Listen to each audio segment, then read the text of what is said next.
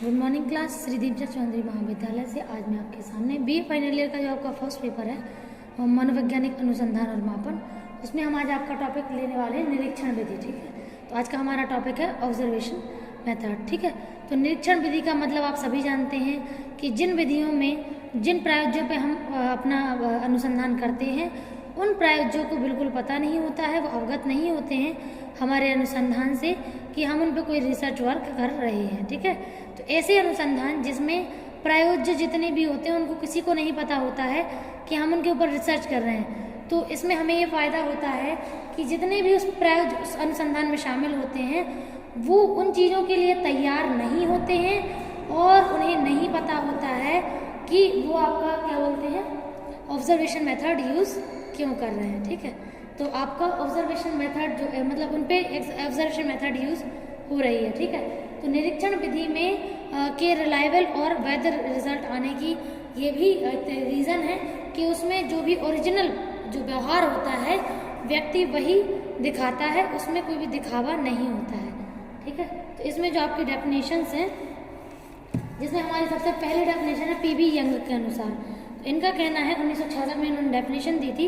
इनका कहना है कि निरीक्षण विधि में हम अपनी आंखों से जो भी व्यवहार देखते हैं वही उसी को हम स्वाभाविक व्यवहार समझते हैं और उसी के अकॉर्डिंग हम अपने अनुसंधान को पूरा करते हैं। ठीक है, अगला है आपका CA मोजर के अकॉर्डिंग आपका है 1958 की डेफिनेशन है। इनका कहना है कि जो भी निरीक्षण है, निरीक्षण में उचित रूप से पूछताछ की जाती है। ठीक है, और उस पूछताछ के जो परिणाम हैं वो बिल्कुल उचित आते हैं। क्यों? क्योंकि उसमें व्यक्ति को बिल्कुल भी अवगत वो नहीं होता है कि उसके ऊपर कोई अनुसंधान हो रहा है। ठीक है, अगला है आपका क्या बोलते हैं ब्राउन और पिल्सबर के अकॉर्डिंग है डेफिनेशन 1955 की। इनका कहना है कि जो भी वैज्ञानिक निरीक्षण होते हैं उसमें जो भी घटनाएं जो घटित हो रही हैं और उसके प्रति जो निष्क्रिय अनुक्रिया है, ठीक है, मतलब जो भी अनुक्रिया व्यक्ति दे रहा है, जो घटना घटित हुई है, दोनों के बीच में हम लोग एक कोरिलेशन या फिर एक तरह संबंध चेक करने की कोशिश करते हैं कि इस परिणाम का क्या प्रभाव इसके ऊपर पड़ा, उसने कैसे उसके लिए व्यवहार किया। ठीक है, तो एक्सपेरिमेंटल में इंडिपेंडेंट डिपेंडेंट वेरिएबल के प्रभाव को हम जांचने की कोशिश करते हैं। ठीक है, अगर कोई भी जो आपका इंसिडेंट है, अगर एक का दूसरे से कोई प्रभाव उस पर नहीं पड़ रहा है, तो यानी कि मान के चलिए कि वो आपका जो एक्सपेरिमेंट है उसमें दिक्कतें होने को आपको मिलेंगी, क्योंकि जो भी आपका एक्सपेरिमेंट है वो किसी ना किसी फॉर्मल बेस पे ही तो बना होता है। ठीक है, तो इसमें ये होता है। अब हम लोग बात करते हैं आपका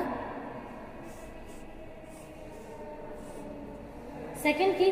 अब अगले पॉइंट पे आते हैं, वो विशेषताएं। ठीक है, तो विशेषताएं क्या होती है?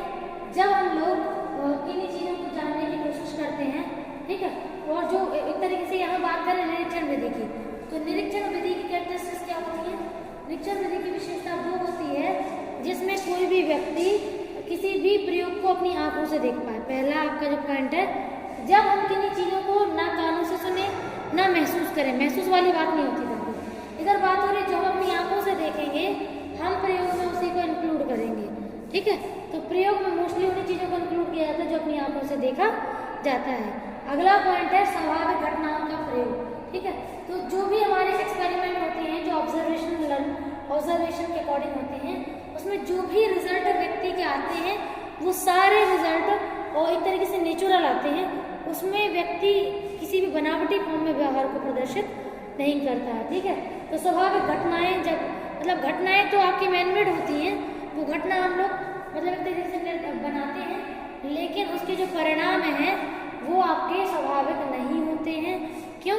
क्योंकि आपका क्या करते हैं, क्योंकि जो परिणाम है वो स्वाभाविक निकल के आते हैं, क्योंकि हमारा जो भी एक तरीके से रिसर्च वर्क है उसमें लोगों को पता नहीं होता है कि उनके ऊपर प्रयोग हो रहा है, इसलिए जो भी चीज़ें उससे निकलती हैं वो सारी हमारी क्या होती हैं, एक तरीके से नेचुरल निकल के आती हैं ऑब्जर्वेशन में। ठीक है, निरीक्षण विधि में। अगला पॉइंट है आपका क्रमबद्ध निष्पक्ष विधि।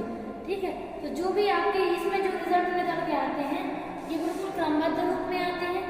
ठीक है, इसमें क्रम चलता है और उस क्रम के अकॉर्डिंग ही मतलब क्रम बाय क्रम स्टेप बाय स्टेप बिहेवियर निकल के आते हैं और उनके बीच में कोरिलेशन भी होता है और इसमें निष्पक्ष भी रिजल्ट आते हैं। क्यों?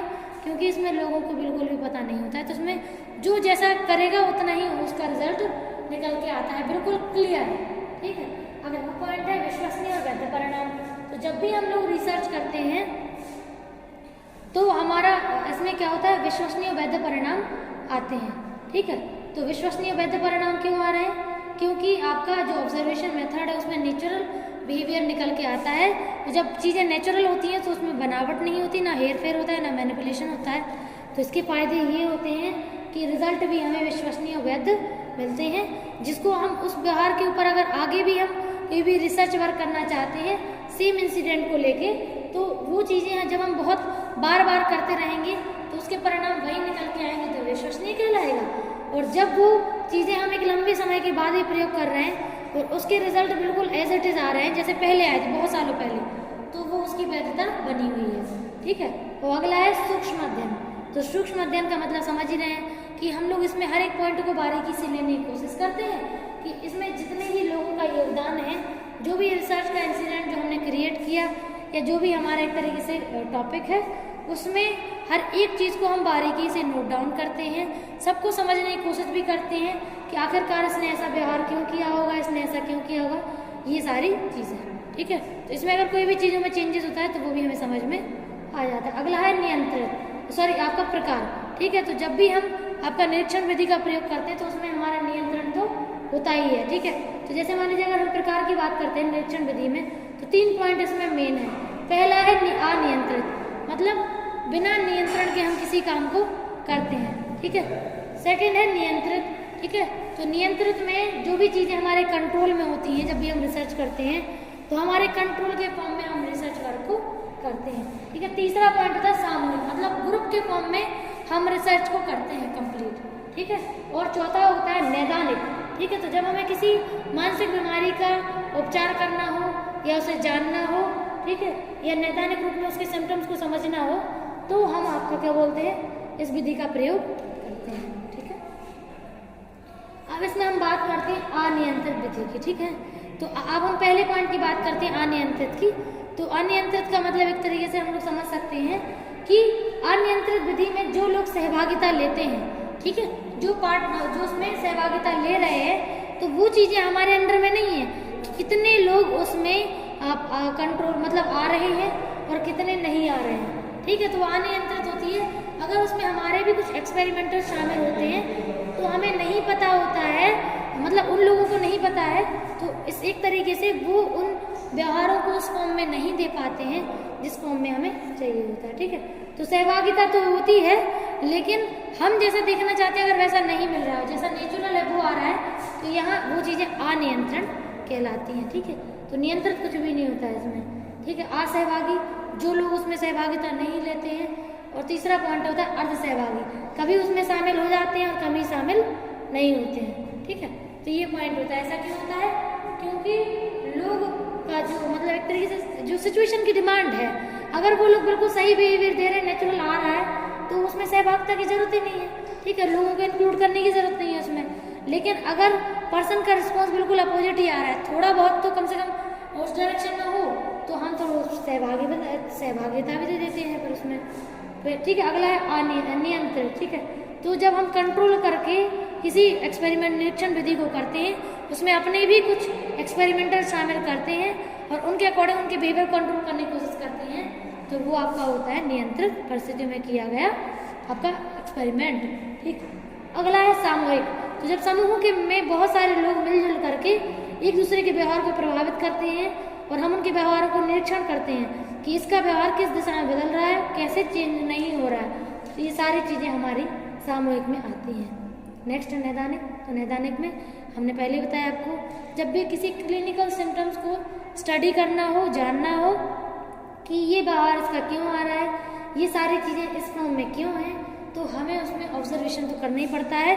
फिर हम यूँ करते हैं कि उसको अपने जो अपना एक तरीके से जो हमारा हॉस्पिटल है या जो जगह है हमारी जहाँ पे हम लोगों को रखते हैं, तो उनको एक इंडिविजुअल अकेले रखेंगे और उनके बिहेवियर को पूरा ऑब्जर्व करने की कोशिश करते हैं और जानने की कोशिश करते हैं कि जो ये व्यवहार इसका नज़र आ रहा है, इसके पीछे कारण क्या है। पहले तो सिम्टम पता करेंगे, जब हमें सिम्टम पता चल जाएंगे उसके बाद ही हम कारणों का पता लगा सकते हैं, ठीक है।